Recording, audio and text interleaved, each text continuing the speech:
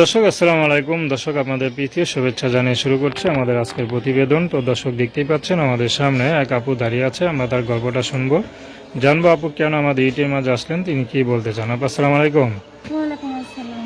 কেমন আছেন? আলহামদুলিল্লাহ ভালো আছি। আপনার নাম কি? আমার নাম মরিয়াম। মাশাআল্লাহ, খুব সুন্দর নাম। মরিয়ম আপুর বয়স কত? বয়স 18। 18। থাকেন কোথায়? থাকি শ্রীপুরে। শ্রীপুর। আচ্ছা, শ্রীপুরে আবার মলম ঠলম বেচেন না তো? কি?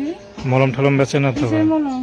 শ্রীপুরে নাকি কি মলম আছে নাম আমি করা? এগুলা তো জানি না। আচ্ছা, বাবা মা কে সবাই আছে তো না?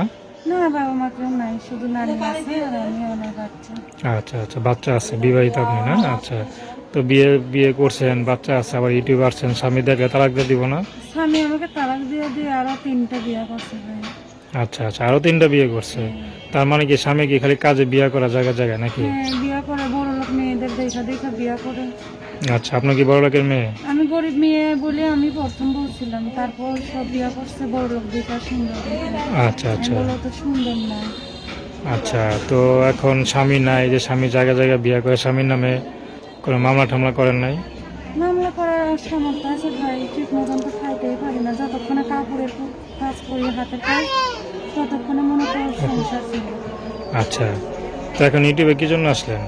আসছে ভাই, একটা নতুন মানুষের জন্য আসছে যে আমার পাশে থাকবে, অনেক দুঃখ কষ্ট সব ভাগ করে নেবে। এত কষ্ট আছে জেনে শুনে কেউ যদি আমার পাশে থাকে, ওরকম মনে হচ্ছে। সে যদি বিবাহিত হয় আপনার মতো? সমস্যা নেই, বিবাহিত হলে সমস্যা নেই, যদি আচ্ছা ভালোবাসে, না ছাড়ে আমার পাশে। আচ্ছা, তো এখন আপনার সাথে কীভাবে যোগাযোগ করবে? আমার ফোন নাম্বার আছে, সেটা আমার সাথে যোগাযোগ করতে দর্শক, আপনারা অসহায় আপুর কথা শুনলেন, তো তার নাম হচ্ছে মরিয়ম না? পারেন। তো তার সাথে যোগাযোগ করতে চান বা ভালোবাসা বিয়ে করতে চান কেউ, তো তার নাম্বারটা হচ্ছে 01768600920। আমি নাম্বারটা আবারও বলছি, 01768600920। তো দর্শক, প্রেম ভালোবাসা সাহায্য সহযোগিতা বিয়ে শাদী করে একান্ত আপনাদের ব্যক্তিগত ব্যাপার। তো আসুন আমরা 5 ওয়াক্ত নামাজ পড়ি, সর্বদা দেশের সেবা করি। আসসালামু আলাইকুম।